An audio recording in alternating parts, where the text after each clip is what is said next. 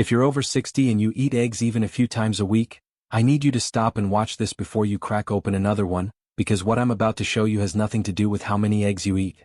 Eggs get called the perfect protein for people our age, and honestly, a lot of that reputation is earned. They're affordable, they're quick, and they're loaded with things your body needs more of as you get older, like choline for your brain and vitamin D for your bones. But here's the part almost nobody tells you. It's not the egg. It's what happens to that egg between the fridge and your plate. The pan you use, the heat you cook it on, the fat you cook it in, even how you store the leftovers, all of that quietly changes what that egg does inside your body. A study published in the Journal of the American College of Cardiology found that preparation method alone can shift the impact eggs have on heart health markers almost as much as the actual quantity eaten. So this video isn't telling you to eat fewer eggs. It's telling you that the way you're cooking them right now might be working against your cholesterol, your blood pressure, and even your gut health without you ever noticing. And mistake number 4 on this list showed up, according to a research team at a major U.S. hospital, in nearly 7 out of 10 people over 60 they surveyed. Most of them had absolutely no idea they were doing it. So stick with me all the way through because I promise at least one of these is happening in your kitchen right now.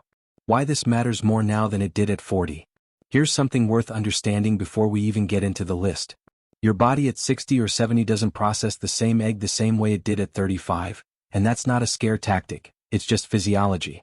Digestion slows down, the body's ability to clear excess sodium through the kidneys gradually declines, and the immune system becomes measurably less responsive to certain bacteria, which is exactly why food safety agencies write separate guidance for older adults in the first place.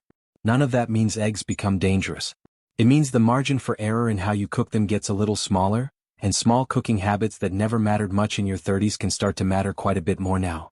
That's really the whole point of this video, not fear, just precision. Before we get into the 7 mistakes, I want to know 2 things from you right now in the comments. First, how old are you? Just drop your age below. And second, and be honest with me here, how many times a week do you actually eat eggs?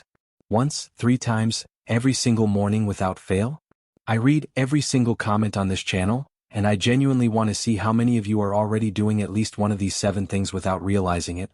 Alright, let's get into mistake number 1. Mistake 1. Cooking eggs at too high a heat. The problem, the single most common mistake in kitchens everywhere is turning the burner up high because it feels faster. And honestly, most of us grew up watching our parents do exactly this. A hot pan means breakfast is ready sooner, and when you're hungry in the morning that feels like a win. But high heat does something specific to the cholesterol sitting inside the yolk, something researchers have been documenting for years, and it has nothing to do with how many eggs are in the pan. The research, when cholesterol is exposed to prolonged high heat, part of it oxidizes, forming compounds called oxysterols. A review published in the journal Food Chemistry compared frying against gentler methods like poaching and found that high-heat frying produced significantly more of these oxidized compounds than lower-heat cooking did. For someone in their 20s or 30s, a small amount of this may pass through the body without much consequence. But after 60, when arteries have often already accumulated some plaque and inflammation tends to run a little higher across the board anyway, oxidized cholesterol is exactly the kind of thing cardiologists flag, because multiple studies have linked it to a greater tendency to stick to artery walls rather than simply pass through the bloodstream. This is also part of why 2 people can eat the exact same 2 eggs every morning and have very different cholesterol panels a year later. The difference isn't the egg, it's the pan. The fix: here's how to tell if this is happening in your kitchen right now. If the edges of your eggs are browning, if the whites are turning slightly crispy or golden rather than staying soft and matte white, your heat is too high, plain and simple. The correction is to cook on medium-low heat rather than medium-high, and yes, it takes a couple of extra minutes, but that's the whole trade. For scrambled eggs, low and slow is the actual standard professional cook's use, folding gently for 3 to 4 minutes rather than blasting on high for 90 seconds. For a fried egg, medium-low with a lid on for about 3 minutes gives you a fully set white with 0 browning. A simple test: a drop of water in the pan should sizzle gently, not pop and jump violently. If it's popping, turn it down and wait 30 seconds before adding your egg. Get into the habit of counting out loud in your head, 1,000 to 1,000 as the pan heats, rather than eyeballing it, since that habit alone prevents most of the accidental overheating that happens on autopilot. Mistake 2. Throwing away the yolk. The problem: this one catches a lot of people off guard, especially anyone who was told decades ago that the yolk was the enemy and the white was the safe part. For years that was standard advice: eat the white, skip the yolk because that's where the cholesterol lives. A lot of people over 60 built entire breakfast habits around egg white omelets because of that guidance, and honestly, It made sense at the time based on what was known then. The research but nutrition science has moved a long way since that advice was common. A study out of Harvard School of Public Health followed large groups of adults over an extended period and found no significant association between moderate egg consumption, yolk included, and heart disease risk in generally healthy people. Meanwhile, the yolk is where almost all of an egg's actual nutrition lies. It carries nearly all the choline in the egg, and the National Institutes of Health specifically flags choline as a nutrient many older adults don't get enough of, despite it playing a direct role in supporting memory and brain function. The yolk also holds vitamin D, vitamin B12, and two antioxidants called lutein and zeaxanthin, both tied in research to protecting aging eyes from macular degeneration, one of the leading causes of vision loss after 60. So if you've spent the last decade scraping yolks into the trash to protect your heart, there's a real chance you've been quietly skipping the exact nutrients your brain and your eyes need most at this stage of life. The fix, the correction, isn't to suddenly eat 5 or 6 yolks a day. It's moderation with the whole egg rather than total elimination of the yolk. Current guidance, including references from the American Heart Association, suggests up to 1 whole egg daily is reasonable for most older adults without diagnosed heart disease, and even people managing heart disease are often fine with several whole eggs a week if the rest of their diet is generally balanced. Cook the whole egg, yolk and all, just be careful not to overcook that yolk into a chalky, grayish ring around the edge, which is actually a sign of overheating and ties directly back into mistake number 1. If you've spent years buying only egg whites in a carton, try transitioning slowly, 1 whole egg mixed in with your usual routine for a week or 2 so you get comfortable with it rather than switching all at once. Mistake 3. Cooking eggs in too much butter or oil. The problem: a generous pat of butter melting into the pan feels comforting, almost nostalgic for a lot of people, especially if that's how eggs were cooked in your house growing up. The issue is that most people use 2 to 3 times more fat than a couple of eggs actually need to cook properly, and that excess adds up meal after meal, week after week, in a way that's easy to lose track of, since nobody measures butter with a spoon at 7 in the morning. The research: the American Heart Association recommends keeping saturated fat under roughly 6% of total daily calories for anyone actively managing heart health, and a heavy pat of butter used for just 1 or 2 fried eggs can already eat into a meaningful chunk of that daily allowance before you've even finished breakfast. When you're managing blood pressure or cholesterol after 60, and a large percentage of people this age are managing at least one of the two, every gram of saturated fat carries more weight than it did at 40, simply because the margin for error gets smaller as arteries age. The fix: the goal isn't cooking eggs completely dry, which just causes sticking and burning and honestly makes for a worse breakfast. It's about portion and the type of fat you reach for. A 1/4 teaspoon of butter, olive oil or avocado oil is genuinely enough to coat a non-stick pan for 1 or 2 eggs. If sticking is your worry, a light spray of oil does the same job with a fraction of the fat.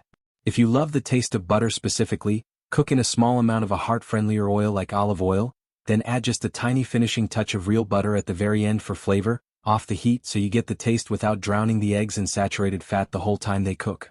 With that small amount of fat and medium-low heat, a fried egg needs about 2 to 3 minutes for the white to fully set, and around 4 minutes total if you prefer a fully cooked yolk rather than a soft one. Measuring your fat with an actual 1/4 teaspoon measure for just 1 week is usually enough to reset your sense of what a proper portion looks like by eye afterward. Quick pause here, because if you've learned even one new thing so far, that's exactly why this channel exists. Hit subscribe now because we cover a mistake like this almost every single week, and I don't want you missing the next one. And if you've already caught yourself doing one of these first 3, type the number in the comments right now so I can see which ones are the most common among people watching. Alright, let's keep going because the next mistake is the big one. Mistake 4. Adding too much salt while cooking. The problem: this is the mistake that research out of a major US hospital found in nearly 7 out of 10 people they surveyed over the age of 60, and once you understand the habit, it's easy to see why it's so widespread. A pinch of salt while the eggs are cooking, then maybe another pinch once they hit the plate, feels like absolutely nothing. It's automatic for most people, barely a conscious decision at this point, the same way you might reach for the salt shaker without even looking at it. The research: but the CDC has reported that most American adults consume well over double the recommended daily sodium intake, and eggs are frequently one of the meals where people add salt without thinking twice, simply because eggs taste bland on their own. For anyone managing blood pressure, and the American Heart Association notes that affects roughly 7 in 10 adults over 65, that extra sodium first thing in the morning sets the tone for the entire day, compounding with the sodium already hiding in bread, cereal, deli meat at lunch and whatever comes at dinner. By the time the day ends, that seemingly harmless pinch at breakfast has multiplied into a real contributor to your total sodium load. The correction doesn't mean bland eggs for the rest of your life. It means shifting where the flavor actually comes from. Instead of salting the eggs while they cook, which also happens to toughen the egg proteins and contribute to that rubbery texture nobody enjoys, season primarily with black pepper, fresh herbs like chives, parsley, or dill, and a touch of garlic powder if you like it. Add only a light finishing pinch of salt at the very end if you still feel you need it, rather than salting twice during the cooking process. This one change, seasoning at the end instead of throughout, has been shown in home cooking studies to reduce total sodium in a dish by as much as 25 to 30% without people noticing any real drop in how satisfying the meal tastes. As a bonus, this also solves the rubbery texture problem from mistake number 1, since salting eggs too early draws out moisture and toughens them as they cook. Try a simple experiment for 1 week, cook completely unsalted and only season at the table, and you'll likely find you use far less salt overall once you're tasting the eggs before deciding. It also helps to glance at the sodium content on anything you're eating alongside the eggs, like bread or breakfast meat, since a lot of people focus only on the salt shaker while ignoring the sodium already baked into the rest of the plate. Mistake 5. Undercooking or eating runny raw eggs. The problem's soft yolks and runny centers have come back into style thanks to food videos online, all that beautiful yolk spilling out over toast. It looks great on camera, but there's a specific reason food safety guidance treats this differently once you're past 60, and it has nothing to do with taste preference or how the dish photographs. The immune system naturally changes with age, a process researchers call immunosenescence, and the FDA specifically notes that adults over 65 face meaningfully higher risk of severe complications from salmonella exposure compared to younger adults. What might give a 30-year-old an uncomfortable day or two can, for someone over 60, escalate into dehydration serious enough to require hospitalization, according to data the CDC has published on foodborne illness outcomes broken down by age group. This isn't a small statistical difference, it's one of the reasons food safety recommendations for eggs are written differently for older adults in the first place, and it's rarely explained clearly to the people it actually affects most. This doesn't mean giving up any softness in your eggs if you genuinely enjoy it, but it does mean cooking to a specific safe point rather than judging purely by eye. FDA food safety guidance states that eggs should be cooked until both the yolk and white are firm, and for dishes where eggs are mixed into something else, like a casserole or a quiche, the internal temperature should reach 160 degrees Fahrenheit. For a simple fried or poached egg, that generally means cooking the white fully for at least 3 minutes on medium heat and letting the yolk reach at minimum a partial set rather than staying fully liquid. If you love that jammy texture, a controlled 6 to 7 minute soft boil, timed with an actual timer rather than guesswork, firms the white completely while keeping the yolk soft, which is a meaningfully safer middle ground than a fully runny fried egg with an undercooked white edge.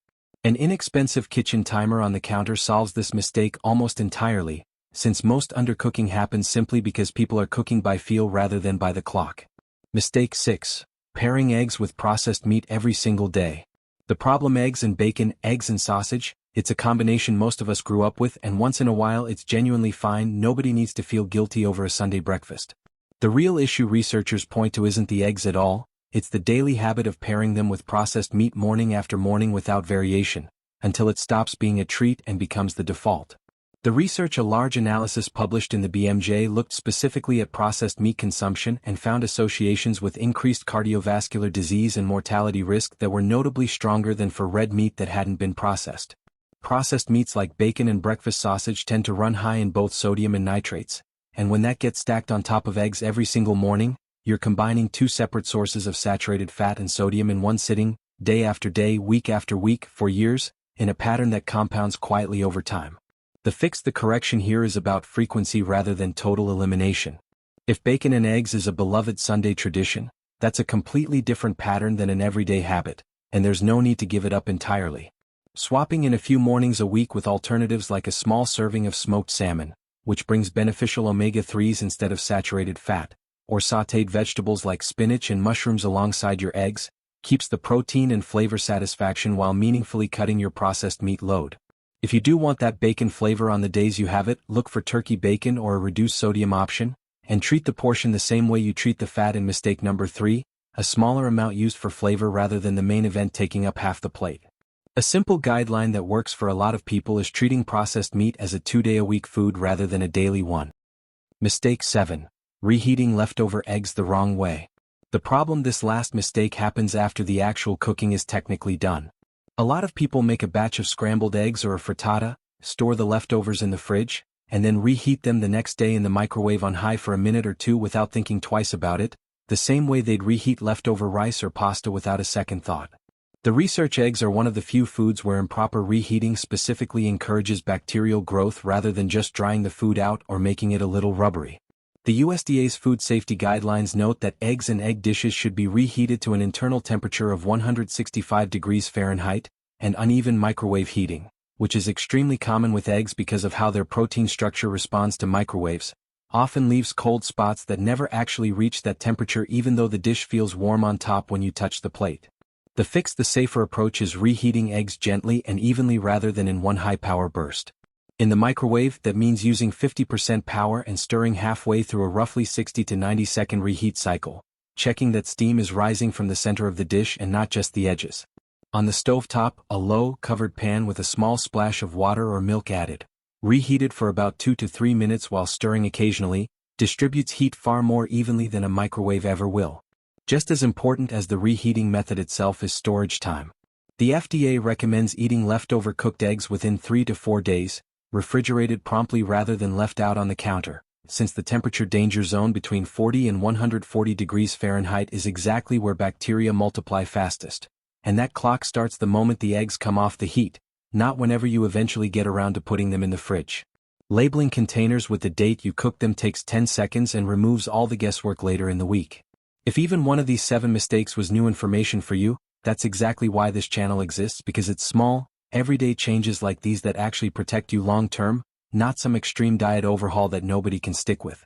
Before you go, I want to know honestly, which one of these 7 were you already doing without realizing it? Comment the number below. I read every single one of them, and if you found this helpful, subscribe now so you don't miss next week's video, because we're breaking down another everyday food that most people over 60 are preparing the wrong way without ever knowing it. So to recap everything we covered, it was never the egg working against you, it was the heat running too high, the yolk you were throwing away for years, the extra fat and salt sitting in the pan, undercooking for the sake of a trend that looks good on camera, pairing eggs with processed meat as a daily habit rather than an occasional treat, and reheating leftovers the wrong way and leaving cold spots where bacteria can thrive.